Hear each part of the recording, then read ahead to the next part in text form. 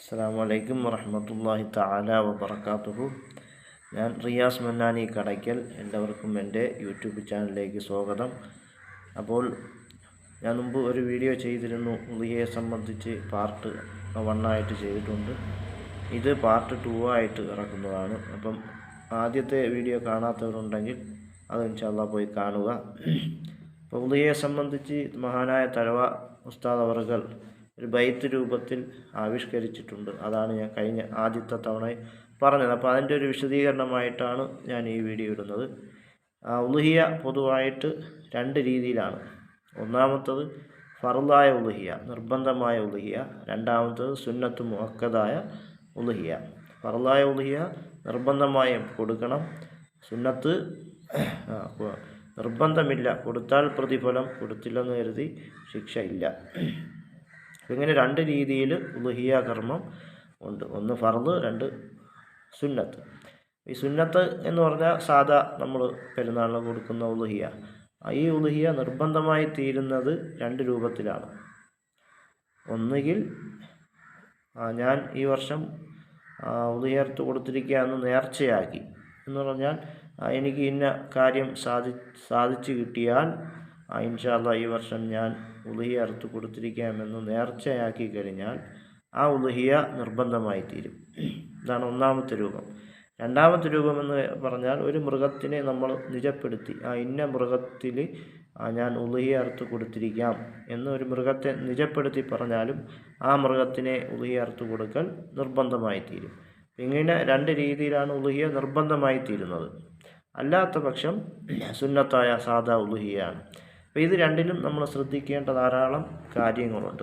ഒന്നാമതായി സുന്നത്തായ ഉളുഹിയെ സംബന്ധിച്ച് പറയാം. സുന്നത്തായ ഉളുഹിയാണെങ്കിൽ സുന്നത്ത് എന്ന് നീയത്തിൽ കരുതണം. സുന്നത്ത് എന്ന് കരുതൽ നിർബന്ധമാണ്. സുന്നത്തായ ഉളുഹിയ കർമ്മം അള്ളാഹുവിന് വേണ്ടി ഞാൻ നൽകുന്നുവെന്ന് നീയത്ത് ചെയ്യണം. രണ്ടാമതായി ശ്രദ്ധിക്കാനുള്ള കാര്യം, നമ്മൾ മാംസം വിതരണം ചെയ്യുമ്പോൾ അവിടെ 3 പാർട്ടാക്കാം, 3-1 വേർതിരിക്കാം. ഇപ്പോൾ ഉദാഹരണത്തിന് 30 കിലോ ഉള്ള ഒരു മൃഗം 30 കിലോ മാംസം കിട്ടുകയാണെങ്കിൽ 10, 10, 10 ഇങ്ങനെ 3 വിഭജിക്കാം. അപ്പോൾ ആ 3-1 ആദ്യത്തെ വിഭാഗം 3-1 പാവപ്പെട്ട ഫക്കീറന്മാർക്ക് സ്വതക്കയായി കൊടുക്കണം. പാവപ്പെട്ടവർക്ക് സ്വതക്കയായിട്ട് കൊടുക്കണം.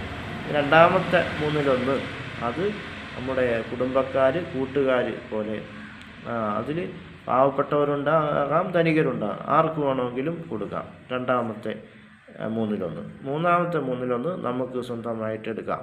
ഇങ്ങനെ 3 വിഭാഗമായിട്ട് വിഭജിക്കാൻ പറ്റും സുന്നത്തായ ഉളുഹിയാണെങ്കിൽ.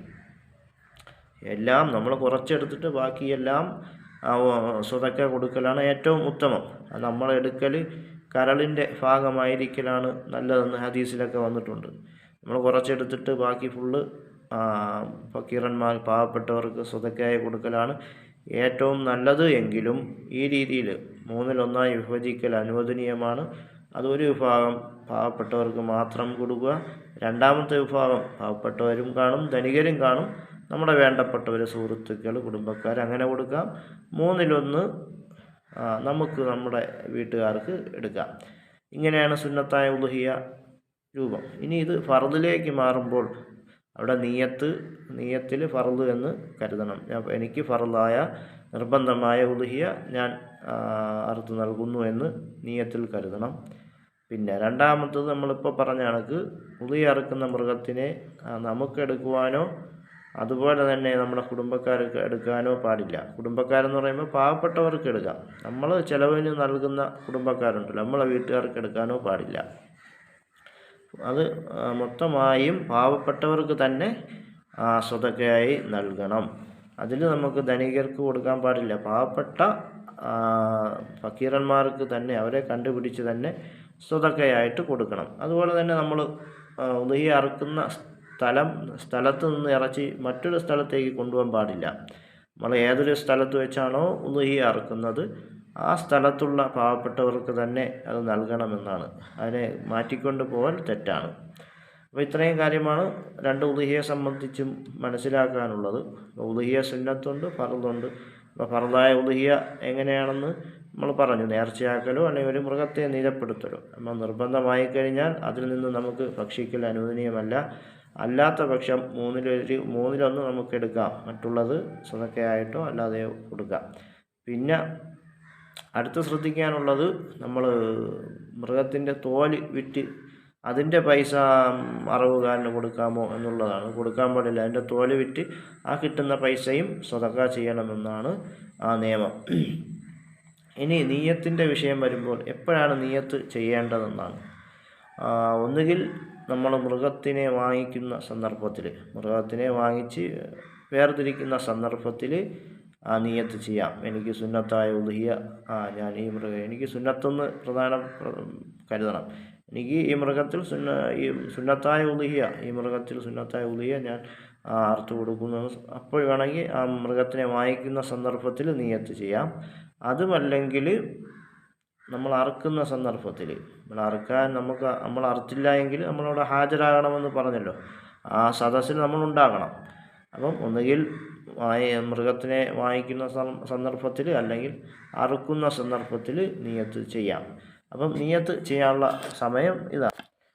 അതുപോലെ നീയത്ത് ചെയ്യേണ്ട രൂപം, എനിക്ക് സുന്നത്തായ ഉദ്ഹിയ കർമ്മം അല്ലാഹു തആലയ്ക്ക് വേണ്ടി ഞാൻ നിർവഹിക്കുന്നു എന്നാണ് അതിൻ്റെ രൂപം.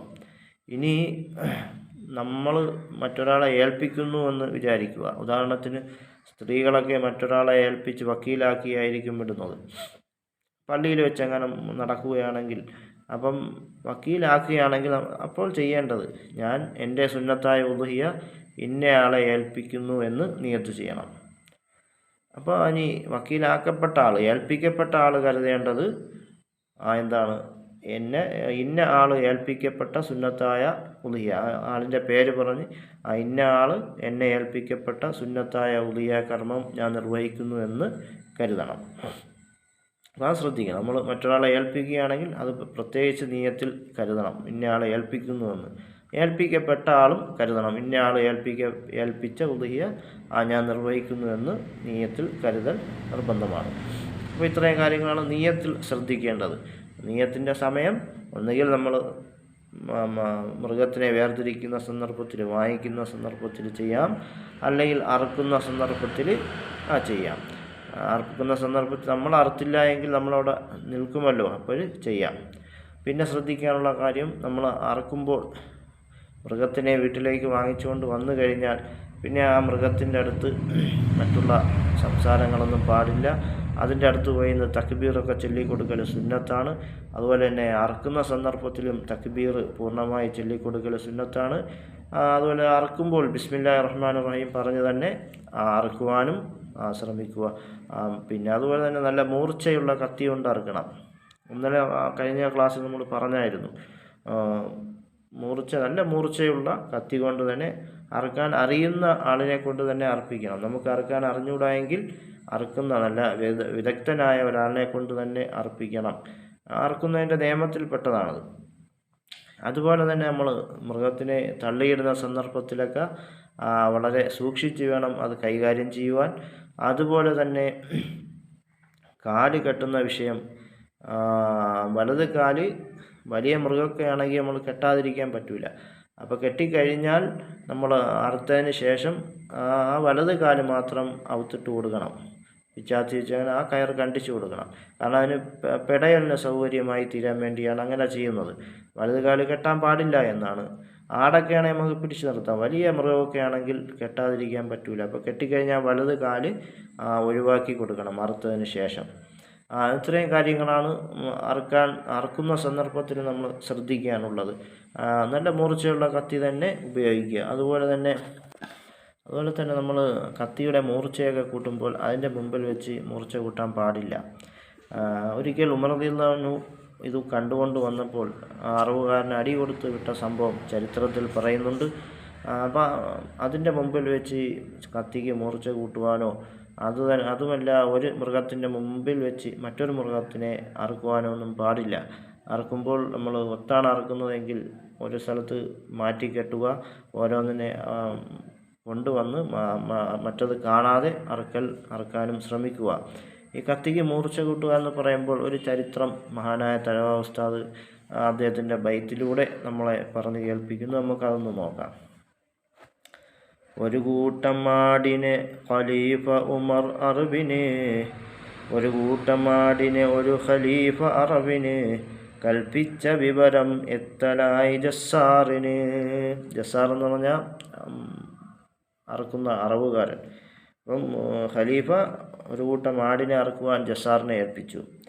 ജസ്സാർ അതിൽ നിന്നും കുറച്ചു മറക്കുന്നതായി, വിശ്രമത്തിനോ മറ്റെന്തിനോ സ്ഥലം വിടലുമായി. ക്ഷണം തന്നെ ബാക്കി അറുക്കുവാൻ തിരിച്ചെത്തലായി, നോക്കുന്ന സമയം കത്തിയും കാണാത്തതായി. കശാപ്പുകാരൻ ഇടം വലം നോക്കുന്നതായി, താൻ സംശയിച്ചൊരു വ്യക്തിയെ പിടിക്കുന്നതായി. നീ തന്നെയാണ് അറബിൻ്റെ കത്തിയെടുത്തത് എന്നും പറഞ്ഞൊരു ബഹളമായി പിന്നീടത്. ഇവ മുഴുവനും വീക്ഷിച്ച് അല്പം അകലെയായി നിലനിന്നിരുന്നൊരു മാന്യനും സ്ഥലത്തെത്തലായി. എന്നിട്ടയാൾ പറയുന്നു, വേണ്ട ശണ്ടയും, എടുത്തിട്ടു മില്ലി വിടുന്നൊരാളും കത്തിയും.